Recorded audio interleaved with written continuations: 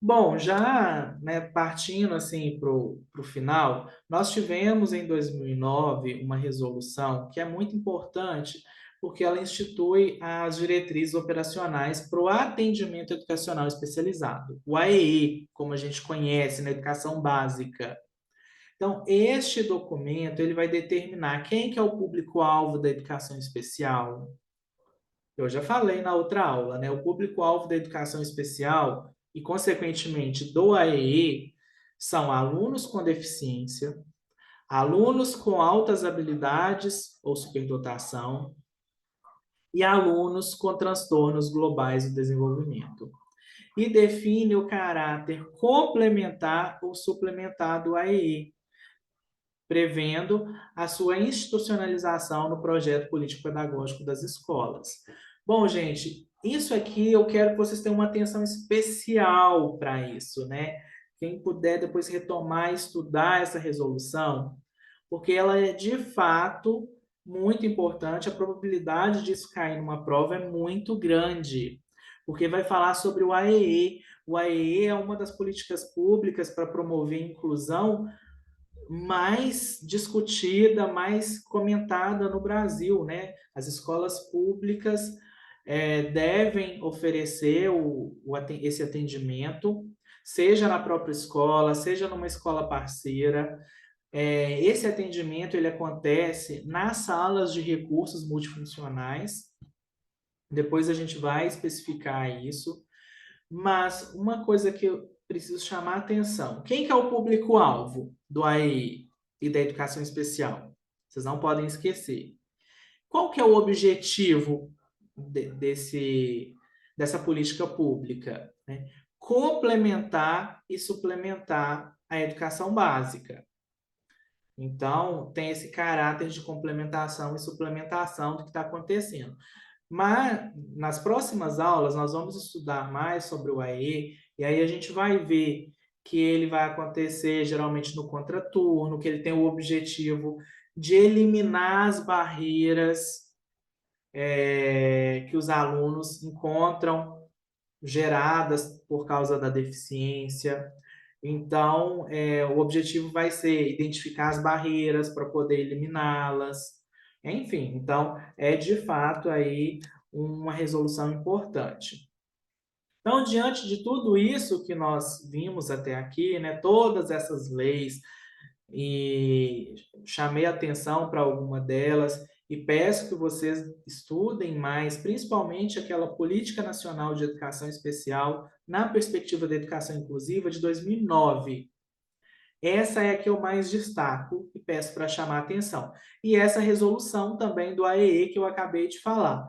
Essas duas legislações, elas de fato precisam de ter um cuidado, assim, um estudo mais minucioso, porque elas geralmente são cobradas em provas de concurso.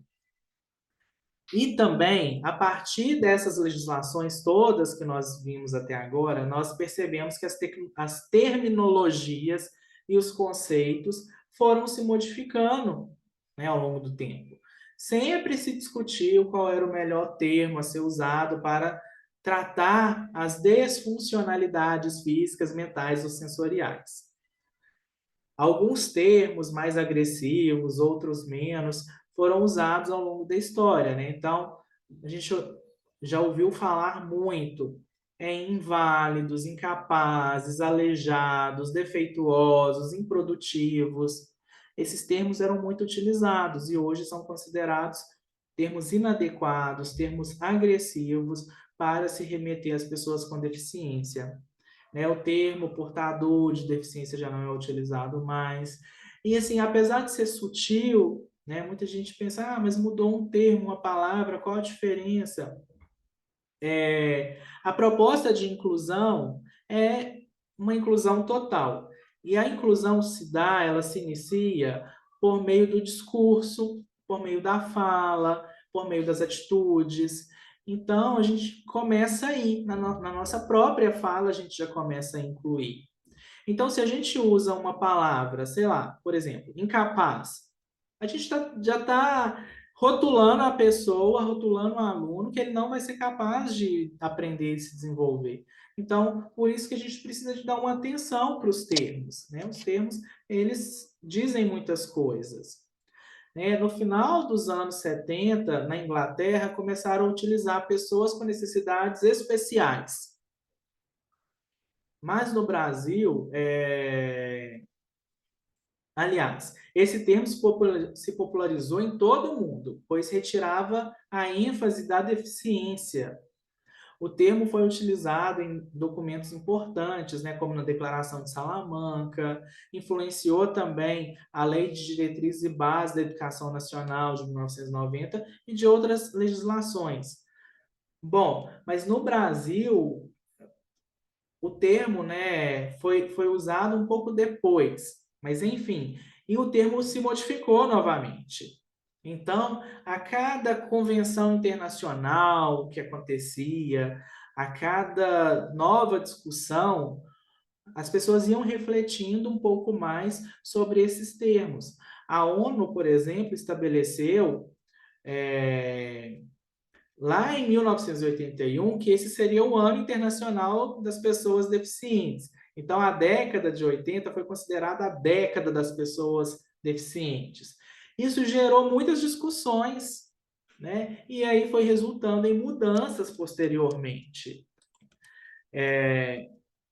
Então, no Brasil, né, em 2006, a, a gente teve o termo, né, sendo adotado, o termo correto, pessoa com deficiência. A abreviação é PCD, né? Então, esse termo foi adotado no Brasil em 2009 e, na verdade, em 2006 foi adotado pela Assembleia Geral da ONU, né? Quando aprovou a Convenção Internacional sobre os Direitos das Pessoas com Deficiência. Então, só para recapitular isso, em 2006, aconteceu essa Assembleia Geral da ONU, que aprovou a Convenção Internacional dos Direitos das Pessoas com Deficiência.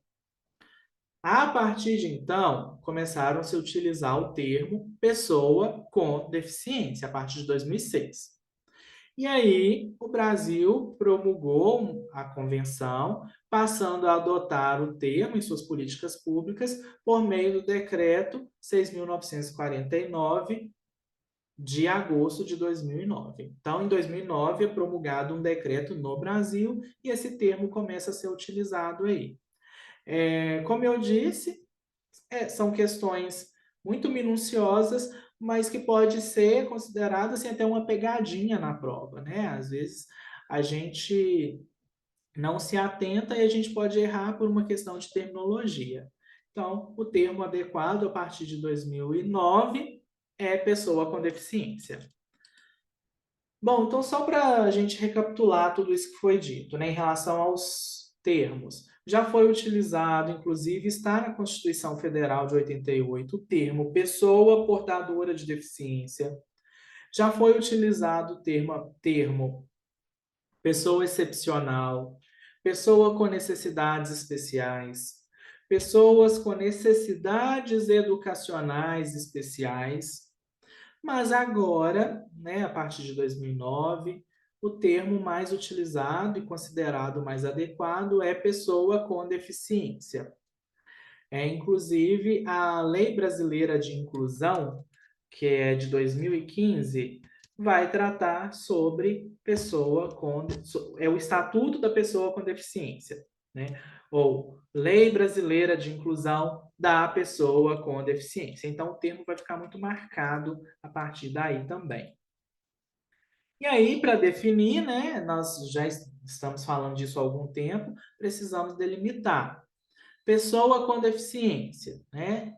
O termo foi utilizado a partir da Convenção sobre os Direitos das Pessoas com Deficiências, na ONU, e nessa convenção, eles conceituaram o que é uma pessoa com deficiência, né? Então, pessoa com deficiência, e isso é muito importante, porque isso cai em prova.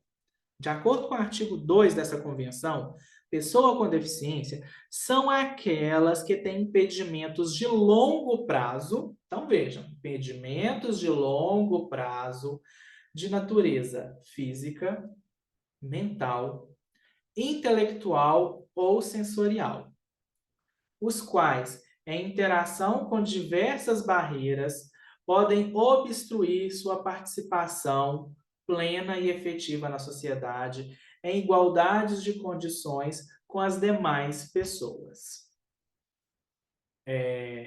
Então, a gente precisa lembrar que é impedimentos de longo prazo. Então, por exemplo, uma pessoa sofreu um acidente, passa a usar a cadeira de rodas por um período. Sei lá, ela precisa da cadeira de rodas até se recuperar por 6 meses, por um ano. Ela é considerada pessoa com deficiência? Não. Né? Tem que ser impedimentos de longo prazo, de natureza física, mental, intelectual ou sensorial, e que vai ter interação com as diversas barreiras, que vai obstruir a participação plena e efetiva na sociedade. Né? Então, a gente tem que estar atento a esse conceito. E eu trouxe duas questões que vão tratar um pouco dessas questões que nós acabamos de estudar até aqui. Essa é uma prova da Secretaria Estadual de São Paulo, foi aplicada pela FGV em 2013. E aí, a questão 1 dessa prova já fala o seguinte. A resposta já apareceu aí, gente, vocês me desculpem, mas não tem problema. O Decreto 6.949, de 2009, promulgou a Convenção Internacional sobre os Direitos das Pessoas com Deficiência e seu protocolo facultativo. Segundo essa convenção, assinale a alternativa que apresenta a definição de pessoas com deficiência. Então, essa está muito fácil, porque nós acabamos de ver isso, né? Então, pessoa com deficiência, qual que é a definição? Letra A. Aquelas que são incapazes de realizar devidamente as tarefas exigidas pelo dia a dia? Não, porque a deficiência não torna a pessoa incapaz de realizar as tarefas, né? Às vezes ela vai ter alguma barreira para realizar determinada tarefa, né? Mas a gente tem que ter cuidado com essas minúcias. Letra B. Pessoa com deficiência, aquelas que não dispõem de meios para realizar com autonomia o que quiserem na vida. É a mesma coisa da letra A. Não é isso que a definição, que o conceito de pessoa com deficiência traz. Por quê? Porque a pessoa com deficiência, ela pode realizar o que ela quiser com autonomia, desde que tenha acessibilidade, né? E, enfim, então também não é adequada com o conceito que foi promulgado na Convenção dos Direitos das Pessoas com Deficiência. Agora, a letra C. Aquelas que têm impedimentos de longo prazo de natureza física, mental, intelectual, sensorial, que podem obstruir a sua participação plena e efetiva. Vejam, pode, não vai obstruir, pode obstruir sua participação plena e efetiva na sociedade. Então, nós acabamos de ver, né, a definição, então a letra C está de acordo com a definição de pessoa com deficiência. Bom, as outras alternativas nem precisa da gente ler, mas só para não ficar sem comentar, né? Aquelas que têm obstáculos de curto prazo, de quaisquer natureza, para participar plena e efetivamente da sociedade. Então, está errado, porque não é de curto prazo, é longo prazo. Aquelas que têm bloqueadas as oportunidades para participar plenamente da sociedade. Também não fala nada de bloquear as oportunidades. Né? Enfim, então, resposta correta, letra C. E aí, uma última questão para a gente fechar, é a questão 19 da mesma avaliação, da mesma prova.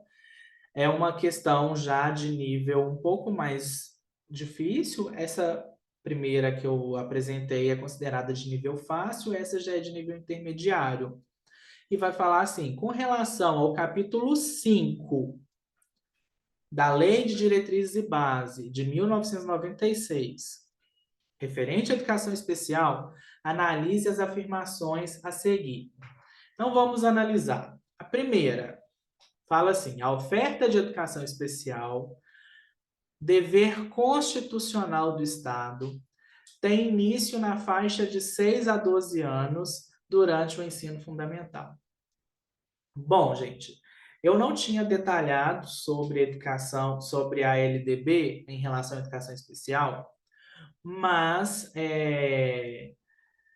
se a gente lê a lei, a gente vai ver que e até o título, né, da lei, Lei de Diretrizes e Bases da Educação Nacional. Vai tratar da educação básica. A educação básica é só ensino fundamental? Não, né? Educação básica vai até o ensino médio. Então, só esse detalhe a gente já sabe que está errado. O item 2. Os sistemas de ensino devem assegurar currículos, métodos, técnicas, recursos educativos e organização específicas para atender os educandos com necessidades especiais. Então, nós vimos isso no slide lá atrás, que fala exatamente disso. Então, essa está correta. O terceiro item: o atendimento educacional será feito em classes, escolas ou serviços especializados, sem qualquer possibilidade de integração nas classes comuns de ensino regular. Também está errado, porque as legislações que nós vimos, desde antes da Constituição Federal, já falava que a integração deve ocorrer preferencialmente em classes regulares. E aqui o item 3 fala que é sem qualquer possibilidade.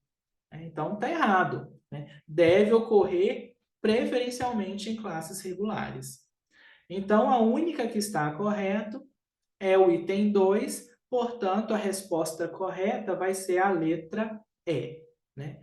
Assinale a letra E se apenas a afirmativa 2 estiver correta. Então, essa é a resposta certa. Bom, pessoal, é isso por hoje, né? Muito extenso, muitas leis, mas são leis de fato importantes. Qualquer dúvida, estou à disposição para esclarecê-las posteriormente. Bom, um abraço, até a próxima aula.